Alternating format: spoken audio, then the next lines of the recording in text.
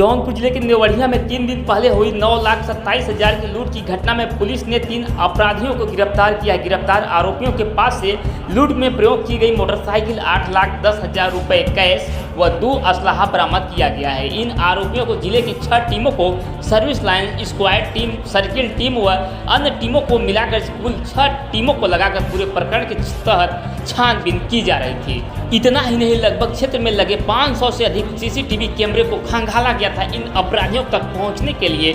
साथ ही अपराधियों इतने शातिर थे कि 10 दिन से ही इस लूट की घटना को अंजाम देने के लिए वक्रांगी संचालक की रेकी कर रहे थे।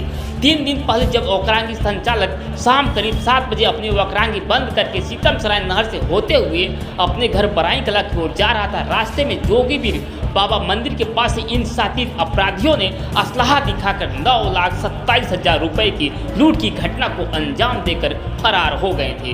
पुलिस इन आरोपियों की तलाश लगातार कर रही थी और आज भोर करीब 4 बजे इन आरोपियों को नेवढ़िया थाना क्षेत्र के होरैया गेट के पास से गिरफ्तार किया गया है। गिरफ्तारी के दौरान ये मुठभेड़ करने की कोशिश कर रहे थे।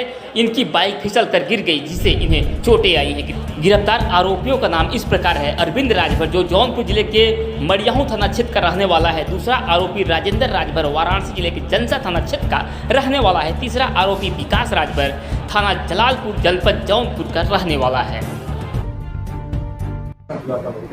देखिए, जैसा कि आप सभी को विदित है कि जनपद जौनपुर थाना नेवढ़िया अंतर्गत शाम के 7 बजे आज से 3 दिन पहले एक ग्राहक सेवा केंद्र से जब 2 व्यक्ति अपने ग्राहक सेवा केंद्र का पैसा लेके अपने घर के लिए जब जा रहे थे, तब इनके बैग में लगभग 9,27,000 रुपए, एक मोबाइल फोन, एक पीओएस मशीन इत्यादि थी।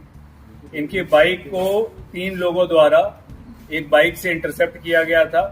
वहां पे फायरिंग की सूचना आई थी। उनके पास अवैध असले के दम पे उन्होंने इनके साथ लूट करी थी। इस सूचना पर तत्काल पुलिस की सभी टीमों को एक्टिव कराया गया था। पुलिस अधीक्षक ग्रामीण के नेतृत्व में तथा सीओ मड़ियाहू और सीओ सदर के नेतृत्व में 6 टीमों को लगाया गया था, जिसमें हमारी एसओजी की 3 टीमें, सर्विलांस की टीम, थाने स्तर से और सर्कल स्तर से कुल 6 टीमें लगी थी। इन 6 टीमों द्वारा अथक परिश्रम करते हुए एक पूरी तरह से ब्लाइंड जो हमारी घटना थी, उसमें लगभग 550 से अधिक सीसीटीवी कैमरों का अवलोकन करते हुए अभियुक्तों को इसमें घेरा गया, आइडेंटिफाई किया गया और आज उनकी गिरफ्तारी हुई है। गिरफ्तारी के क्रम में पुलिस के द्वारा जब इसमें गिरफ्तारी किया जा रहा तो उन्होंने मुठभेड़ का प्रयास किया और गिरफ्तारी के दौरान इनको गिरकर चोट लगी है, जिसमें इनको फ्रैक्चर आया है, जिसका प्राथमिक इलाज कराते हुए अब इनको न्यायिक अभिरक्षा में भेजा जा रहा है। इनके पास से जो चीजें रिकवर हुई हैं उसमें 2 अवैध असला, एक मोटरसाइकिल नीली अपाचे आरटीआर, और अभी तक की प्रारंभिक पूछताछ में ये मोटरसाइकिल गोरखपुर से चोरी हुई बताई गई है इनके द्वारा। इसमें भी गहनता से जांच की जा रही है और चोरी के मुकदमे में भी इनको बुक किया जाएगा। इनके ये जो हमारे अभियुक्त इसमें गिरफ्तार हुए हैं उसमें मुख्य अभियुक्त हमारे अरविंद राजभर उर्फ मंगनू, जो मूल रूप से मड़ियाहू थाना क्षेत्र का रहने वाला है। इसके ऊपर पूर्व के 4 मुकदमे हैं, जिसमें डकैती और गैंगस्टर संबंधी मुकदमे भी पंजीकृत हुए हैं। राजन राजभर ये जनपद वाराणसी के थाना जनसा का एचएसवी है। इसके ऊपर भी डकैती, आर्म्स एक्ट, गैंगस्टर इत्यादि के मुकदमे पूर्व के पंजीकृत हैं। और साथ में तीसरा अभियुक्त विकास राजभर, ये हमारे थाना जलालपुर, जनपद जौनपुर का रहने वाला है। इसके आपराधिक इतिहास के बारे में भी जानकारी की जा रही है और इसमें टीम के अथक परिश्रम के कारण हमारे 9,27,000 रुपए में से और इसके पूर्व की लूट में से कुल मिलाकर इसमें लगभग 8.5 लाख से ऊपर की रिकवरी की गई है। इसमें जो अवैध असले थे वो बरामद किए गए हैं। अभियुक्तों द्वारा जो हमें सीसीटीवी फुटेज के अवलोकन में जो इनके द्वारा कपड़े, जूते, हेलमेट पहना गया था वो बरामद किया गया है। जो मोटरसाइकिल प्रयोग इसमें की गई थी, इसको भी इनके द्वारा जो है पुलिस से छुपाने का प्रयास भी किया गया था, एविडेंस डिस्ट्रॉय करने का प्रयास किया गया था, उसे बरामद किया गया है। वो जिस चोरी के मुकदमे में है उसमें भी उसको लिंक किया जा रहा है। और इसमें एक बड़ी रिकवरी एसओजी की टीम और सर्कल और थाने की टीम द्वारा की गई है। इस संबंध में इन सभी अभियुक्तों के विरुद्ध गैंगस्टर और एचएस की कार्रवाई की जाएगी आने वाले समय में। और साथ ही इसमें अनावरण करने वाली और गिरफ्तारी करने वाली टीम को जनपद स्तर से और रेंज स्तर से 25,000 का इनाम भी दिया। 2 सवाल है। पहला सवाल ये कि क्या मास्टरमाइंड इसमें है कि नहीं, दूसरा, कितने दिन लोगों ने कोशिश की इस शिकार को करने की? देखिए, अभी तक की प्रारंभिक पूछताछ में और सीसीटीवी फुटेज के अवलोकन से ये स्पष्ट हुआ है कि पिछले 10 दिनों से इसके द्वारा इनमें रेकी की जा रही थी और ये चौथा प्रयास था, जिसमें इन्होंने पहले 1-2 प्रयास में इनके पास ये सूचना आ गई थी कि इनके पास ज्यादा पैसा नहीं है, तो इन्होंने बड़ी माइन्यूटली इसको प्लान किया था और हर दिन के एविडेंस हमारे पास कलेक्टेड है और साथ ही इस प्रकार से इसको प्लान करने में इसके पीछे जो लोग रहे हैं उसके ऊपर भी इनसे कायदे से पूछताछ करते हुए, बैकवर्ड लिंकिंग करते हुए ये विवेचना यहाँ समाप्त नहीं हो रही है। हमारे पास क्रेडिबल लीड्स हैं जिसके ऊपर अभी हम काम करने वाले हैं और अगर इसमें इनको सहयोग करने में जिन लोगों की अभी तक प्रारंभिक पूछताछ में पहचान हुई है उनकी भी गिरफ्तारी और उनको भी इन्हीं धाराओं में हम बुक करेंगे।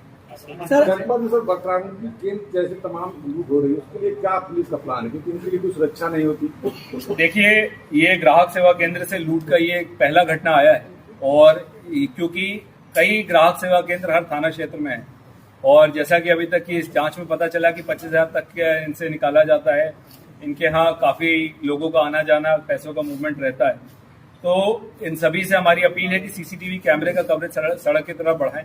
कल इसी क्रम में जनपद के सभी ग्राहक सेवा केंद्र और छोटे सराफा के दुकानों की बैठक थानेवार ली जा रही है, उनसे समन्वय स्थापित किया जा रहा है और टारगेट हार्डनिंग जो कंसेप्ट होता है उसके अंतर्गत वहां पे, जैसा कि आप सभी को विदित है, हम लोगों ने 110 पुलिस बूथ का निर्माण किया है और सरकारी स्तर से भी हम लोगों ने लगभग 200 जगहों पर सीसीटीवी कैमरा कवरेज और बैरियर की व्यवस्था की है।